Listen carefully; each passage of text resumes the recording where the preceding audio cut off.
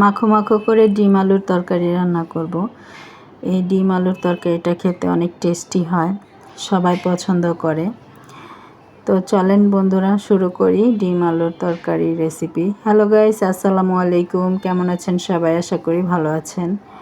এখানে আমি প্রথমে ডিমটাকে সিদ্ধ করে ভেজে নিয়েছি।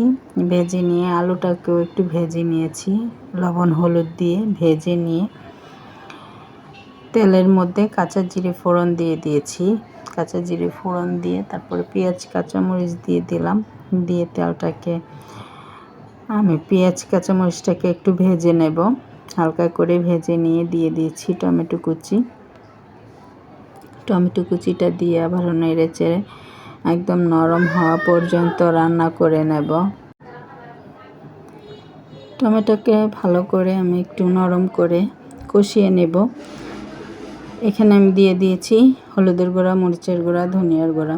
আমি অল্প মশলাতেই রান্না করব, কারণ ডিম আলুর তরকারিটা অল্প মশলাতেই খেতে ভালো লাগে। তো মশলা কষানো হয়ে গেছে, এখন আমি ভেজে রাখা আলু দিয়ে দিয়েছি। আলুটা দিয়ে মশলার সাথে বেশ অনেকটা পরিমাণ সময় কষিয়ে নেব।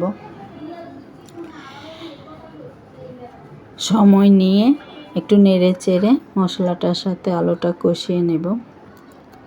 ভালো করে কষিয়ে নিয়েছি। আমার আলুটা প্রায় অর্ধেক সিদ্ধ হয়ে গেছে। এখন আমি ডিম দিয়ে দেব। ডিম দিয়ে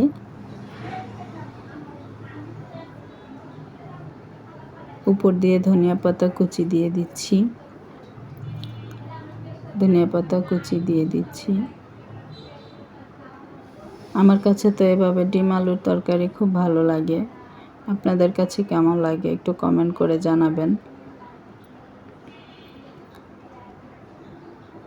সব কিছু আমি আবারও একটু মিশিয়ে নিচ্ছি। মিশিয়ে নিয়ে আমি সামান্য একটু পরিমাণের পানি দিয়ে দেব। পানি দিয়ে আমি 5 মিনিট একটু রান্না করে নেব। এখন আমি দিয়ে দিচ্ছি জিরার গুঁড়া, গরম মশলার গুঁড়া দিয়ে আবারও নেড়ে চেড়ে দেব। নেড়ে চেড়ে মিশিয়ে নিচ্ছি। আর প্রয়োজন মতো লবণ হয়েছে কিনা দেখে নিয়েছি। আপনারা এভাবে বাসায় একদিন বানিয়ে খেয়ে দেখবেন, ভালো লাগবে। এই তরকারিটা রুটি, পরোটা বা ভাত সব কিছুর সাথে খেতে ভালো লাগে। কেমন হয়েছে বন্ধুরা একটু কমেন্ট করে জানাবেন, আর পেস্ট্রির সাথেই থাকবেন। আল্লাহ হাফেজ।